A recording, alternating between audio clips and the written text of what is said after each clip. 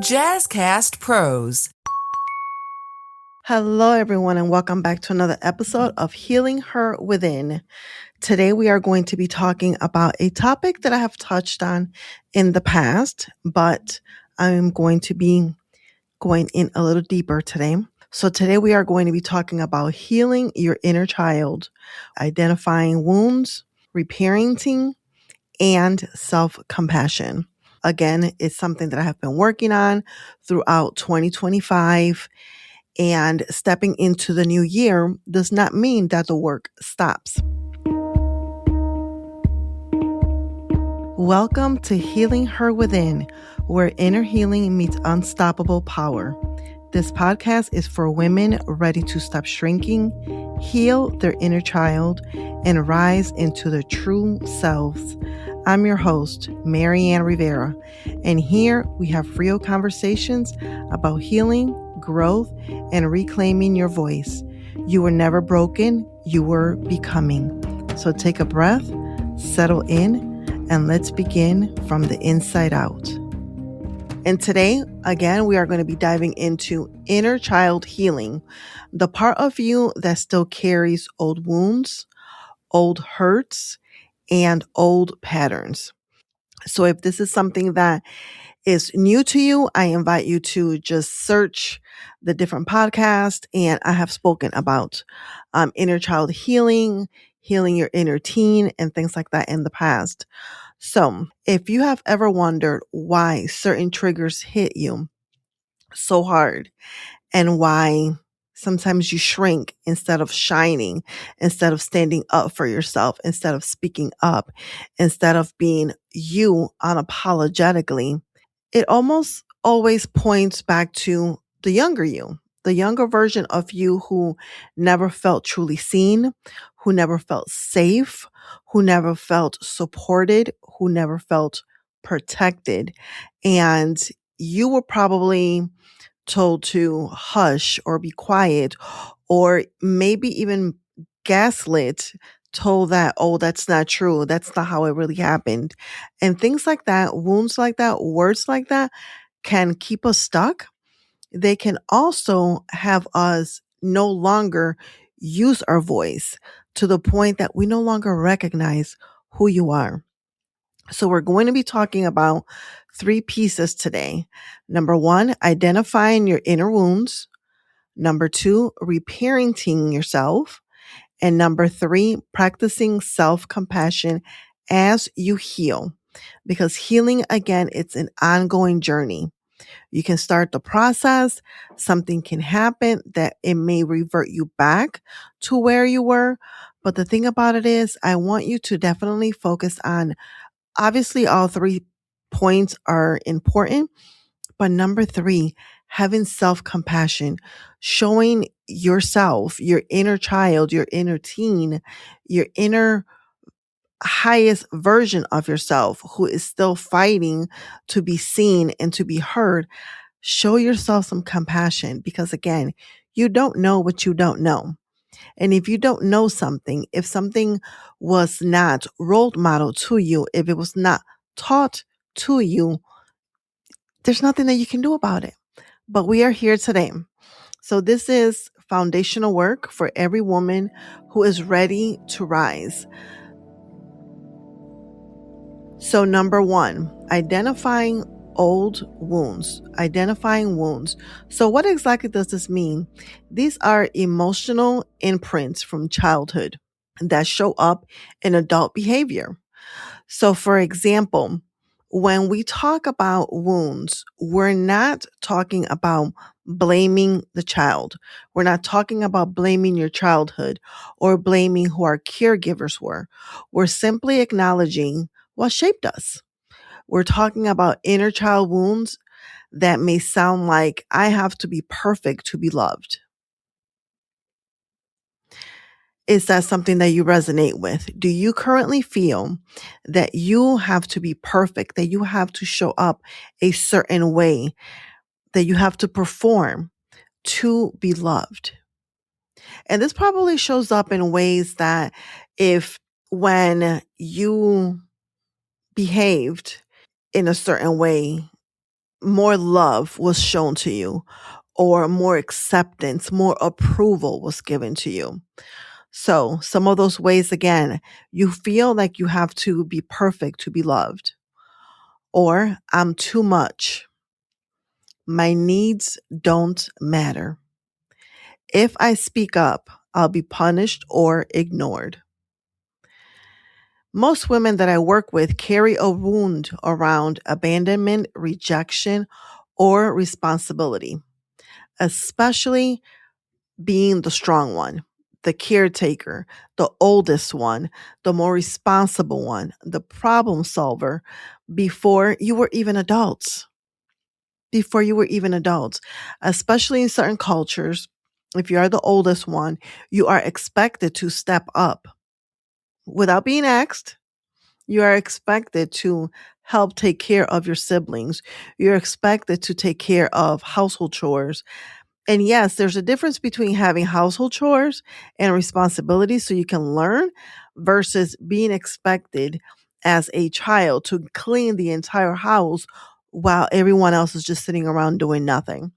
And sometimes this occurs even before you were old enough to understand any better. So, to identify your wounds, pay attention to where you feel the most tension in life today.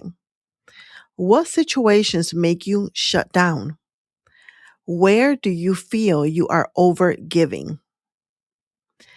And when it comes to conversations, what conversations make you feel small? These reactions are clues, they are signs from your inner child saying, something here reminds me of an old wound.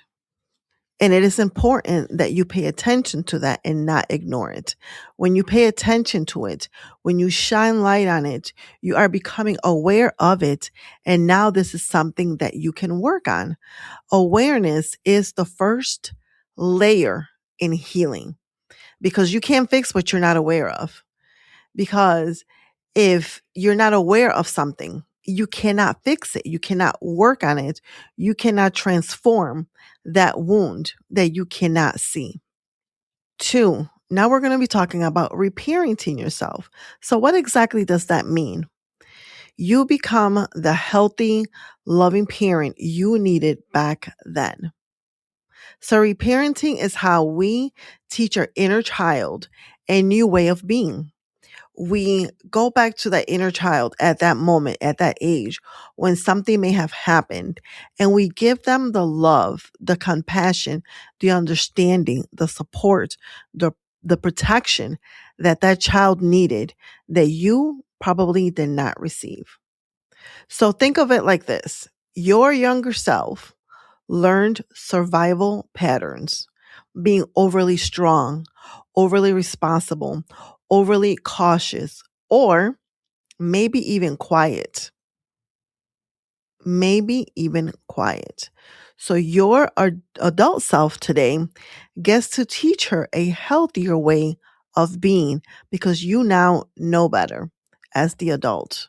So reparenting looks like giving yourself permission to rest, allowing yourself to have what you need, speaking gently to yourself, setting boundaries and keeping those boundaries, saying no without feeling guilty, letting yourself feel instead of shutting down.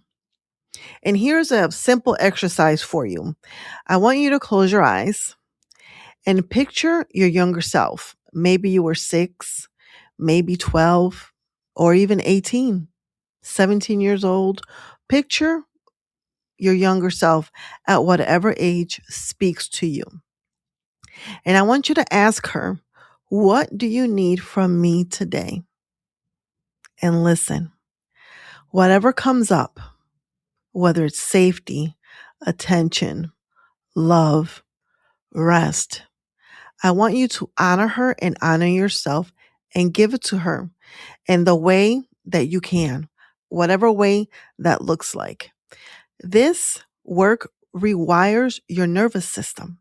So you respond from strength and not from survival, which is what you have been used to, which is what you have been conditioned to.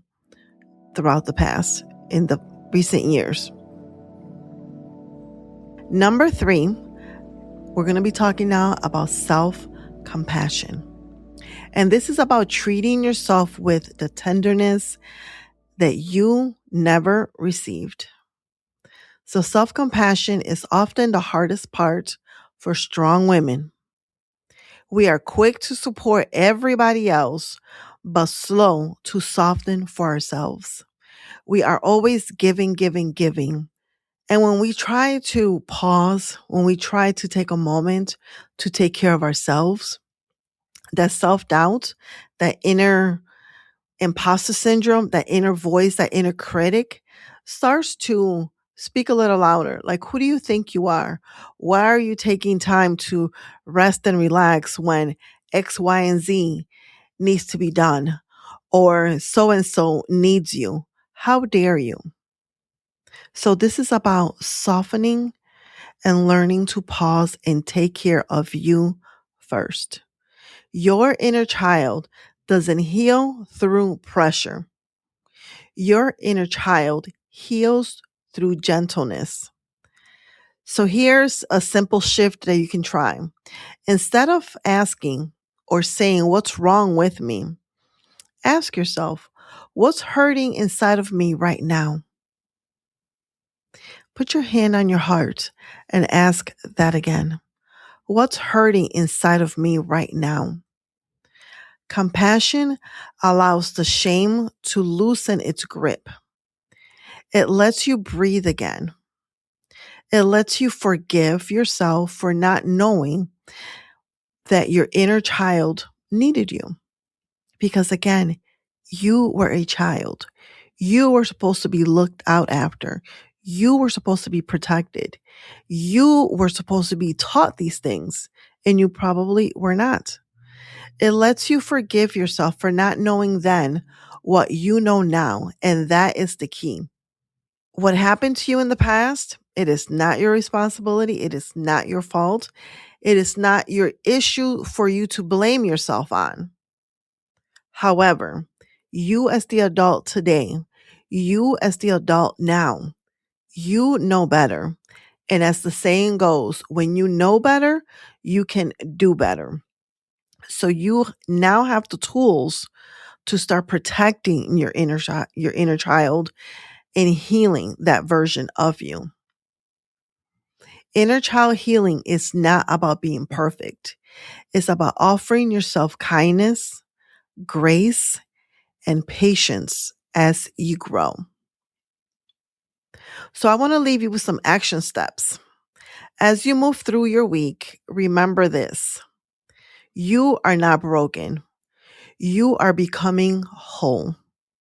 Your inner child is not weakness.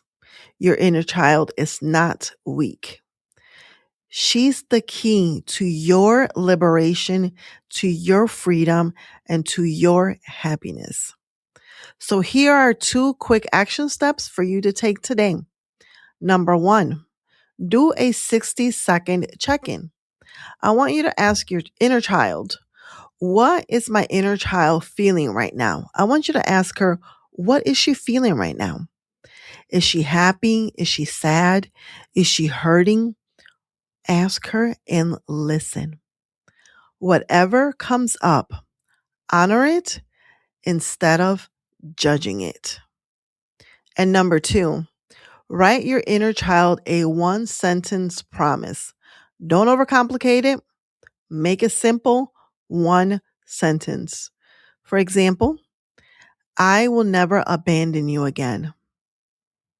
I will listen to you. I will protect your peace. I want you to remember that small choices create big healing, and you're doing the work that leads to your freedom. I want you to remember gentleness. I want you to remember that you are doing the work. And I want you to, in addition to having self-compassion, I want you to show yourself some grace because you are stepping into an area that is new that you have never been in before.